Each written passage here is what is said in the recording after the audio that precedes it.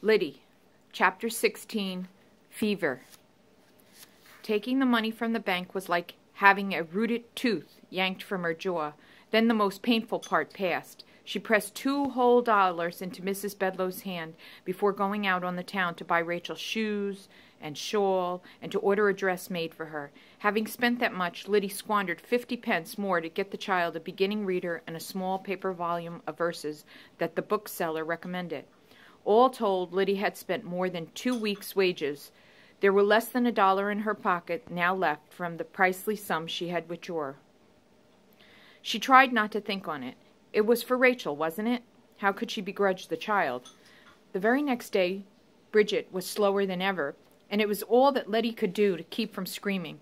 Time after time she took the shuttle from the girl's clumsy hand, sucked the thread from the bobbin, and threw it into the race, raging that a machine could stand idle for even a few seconds. Bridget was on the brink of tears all day. At last Lyddie exploded when once again the girl's inattention caused a snarl and a ruined peace. "You must mind," she shouted. "Forget everything else but the loom." "But I cannot forget," Bridget cried out. "Me mother's sick unto death and no money for a doctor." "Here!" She snatched all the change from her apron pocket and stuffed it into Bridget's. "Here! That's for the doctor. Now mind the machine, eh?"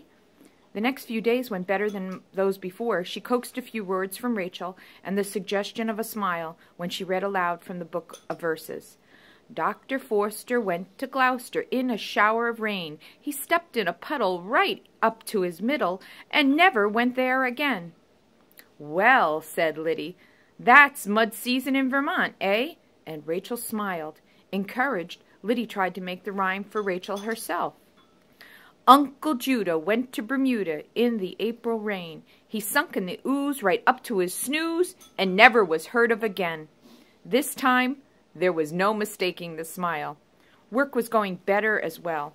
Bridget was pathetically grateful for her gift. She beat Lyddie to work in the mornings and had 2 of the machines oiled and gleaming before Lyddie had entered the room. Mr. Marston was very pleased. By Thursday he smiled across the room continually. Lyddie resolved not to glance his way, but she could see without looking that little rosebud mouth fixed in its prissy bow. How hot the room seemed.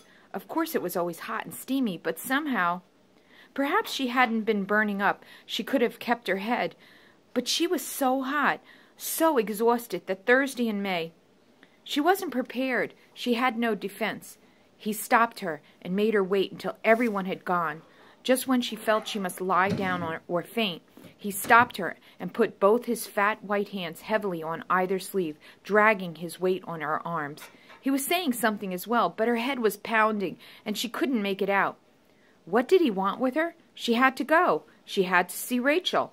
Her whole body was on fire. She needed a cool cloth for her head, and yet he kept holding on to her.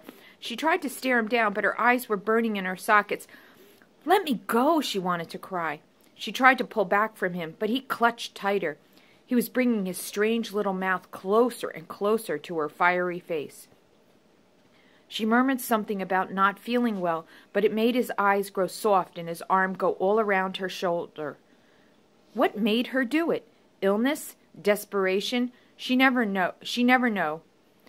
But she raised her booted foot and stomped her heel down with all her might. He gave a cry, and dropping his arms, doubled over. It was all the time she needed.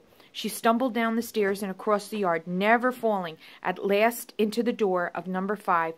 He had not tried to follow.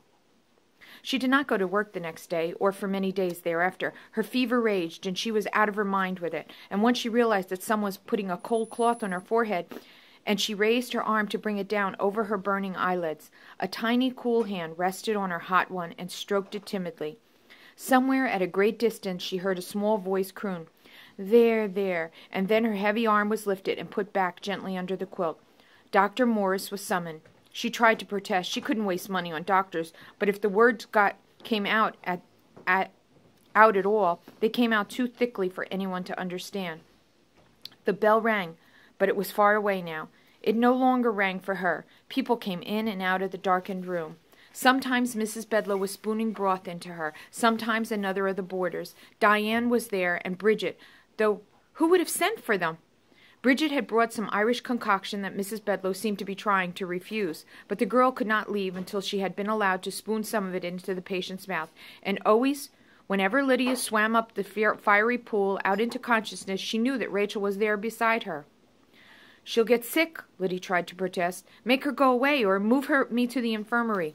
She's too frail," but either she never got the word out, or no one could or would understand, for whenever she was right in her right mind, Rachel was there. She woke one morning with a start. The bell was clanging, banging away at her dull, aching head. She sat up abruptly. The room swooped and dipped about her. More slowly, she swung her legs around over the side of the bed, but when she tried to stand, she fell over like a newborn calf. "Rachel," she called. "Help me. I gotta go to work." Rachel raised up from the other bed. "You're awake!" she cried. "Lyddie, you didn't die!"